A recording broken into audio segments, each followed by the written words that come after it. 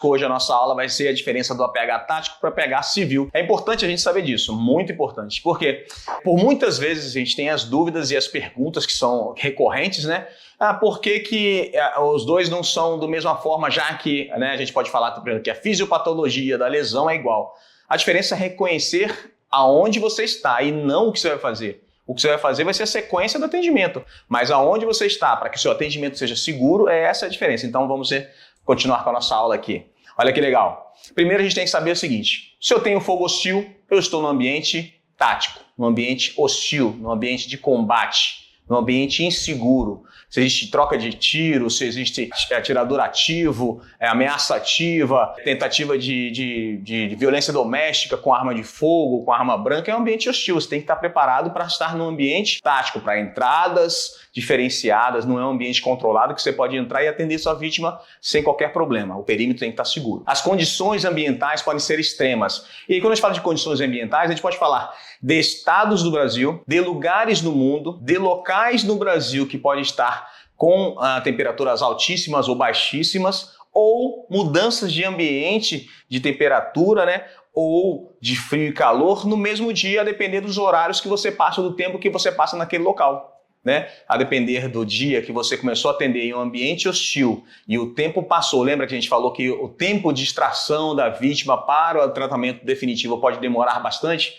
Você vai entrar no ambiente hostil, no ambiente tático, e provavelmente você pode demorar para sair a depender de quê? Se a ameaça foi eliminada, se o ambiente está controlado, se o perímetro está protegido. Então, às vezes, você está desde uma parte de uma tarde de calor, com a temperatura alta, até descer à noite e chover e esfriar, a temperatura baixar e mudar as temperaturas. Então isso pode acontecer em relação a dia, relação a local, estados e continentes, tá bom? Então a gente tem que ficar atento a isso também. Escuridão ou luminosidade. Quando você atende uma vítima em um ambiente hostil, a gente tem que ficar atento porque essa é uma situação em que não pode ser a gente falar de cultura, Nós temos que ter a disciplina de luminosidade, assim como disciplina de ruídos, assim como disciplina para quem dispara arma de fogo, disciplina de controle de munição. Isso é muito importante no APH de combate, no APH tático, porque quando você está num ambiente hostil, inseguro, com ameaça ativa ou com troca de tiros,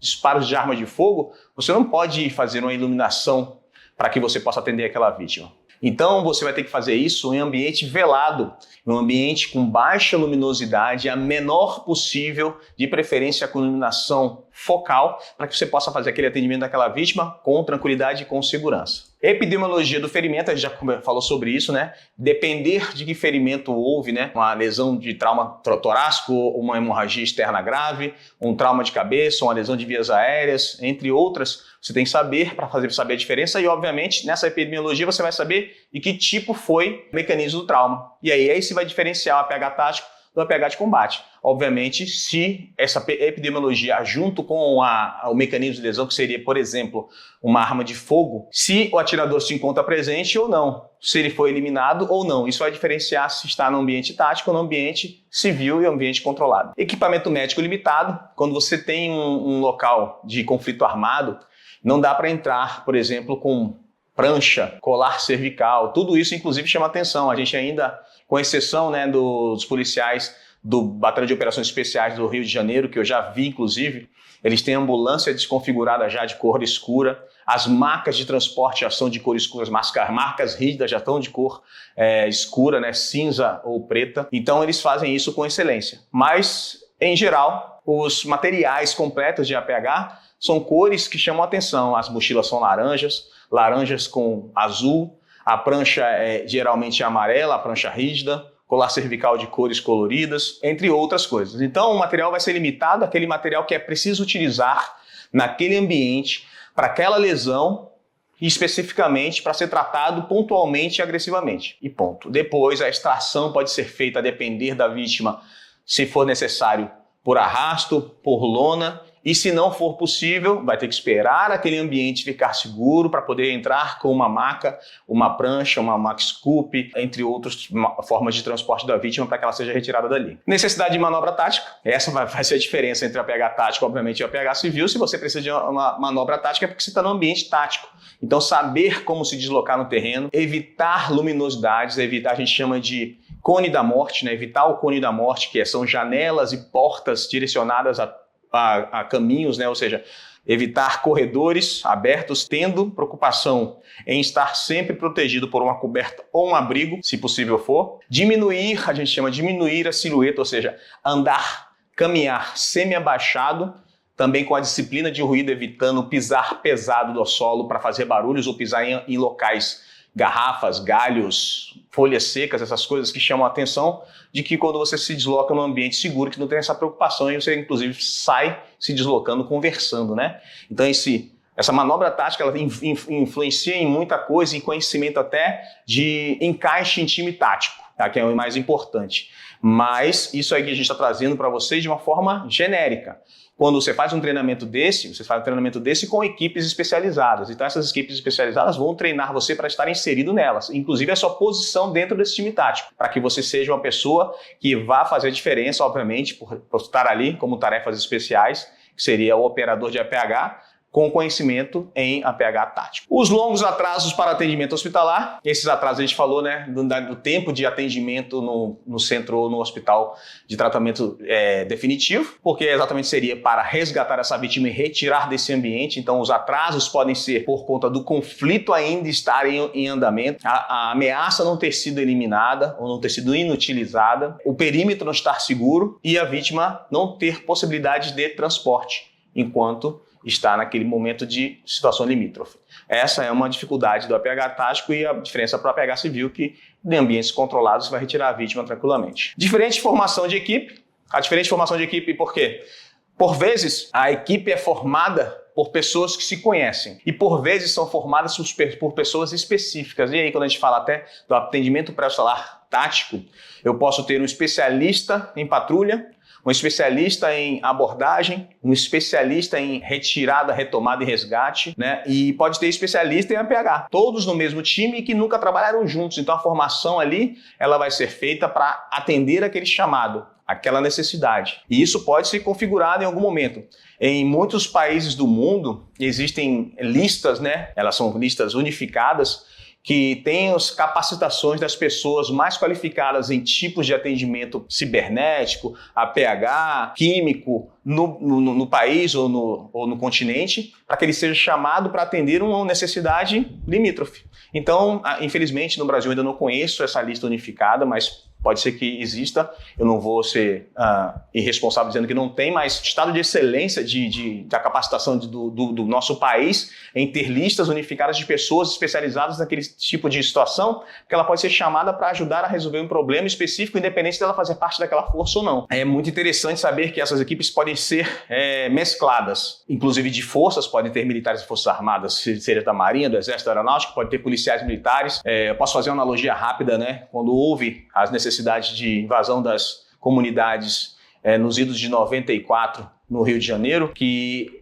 a gente foi escalado, os fuzileiros navais, o Exército, a Polícia Militar estavam envolvidos e depois também na segurança da lei da ordem, da GLOs, né, na garantia da lei da ordem que houve há alguns anos atrás, também eram misturados policiais militares, militares do Exército, militares das Forças Armadas em geral, a FAB, e policiais militares para fazer as abordagens, porque eram especialistas nos campos que eram necessários. Então a gente pode fazer uma analogia rápida, mas com a APH tem muito a ver, porque você consegue fazer com que um especialista esteja dentro de um time tático e aí você acaba desconfigurando uma equipe já conhecida com uma pessoa que provavelmente às vezes não fazia parte daquela equipe. Falta de experiência médica em geral na APH de combate ou na APH tático, ela acontece assim. Se você não treina, você não tem experiência. Tem o treinamento, tem o conhecimento, mas a experiência de atendimento é diferenciada, ou seja, não acontece com frequência a necessidade de fazer uma descompressão torácica.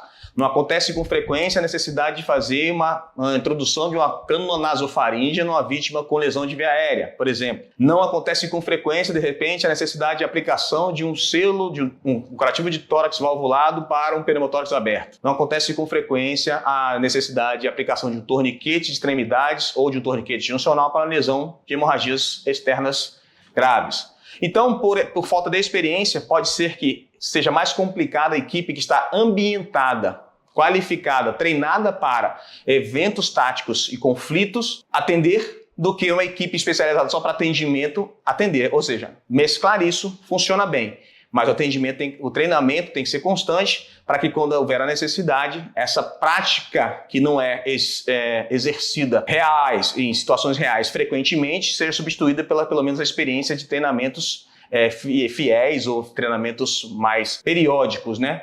Treinamentos mais periódicos que podem acontecer para que essas equipes estejam mais preparadas e treinadas e com o treinamento na ponta dos dedos. A especificidade do atendimento às vítimas no cenário tático vai depender então de quê? Da situação tática, a necessidade, né, do evento que está acontecendo, dos ferimentos sofridos pela vítima, ou seja, eu tenho que saber reconhecer que lesão é aquela, qual a fisiopatologia, se puder o mecanismo do trauma e que tipo de técnica, material ou equipamento eu vou utilizar para tratar aquela vítima. Do conhecimento das habilidades socorristas, obviamente eu tenho que ter um treinamento, reconhecer o material e a habilidade para fazer o tratamento intermediário naquele local ali, o tratamento no local da cena para levar a vítima estabilizada para um tratamento definitivo, no local de tratamento definitivo. Do equipamento médico, às vezes você está com um equipamento médico limitado, por conta de ser um ambiente tático, você não tem como levar muita coisa com você. Então você precisa muito ter aquilo que vai resolver a lesão de mortes evitáveis, ou seja,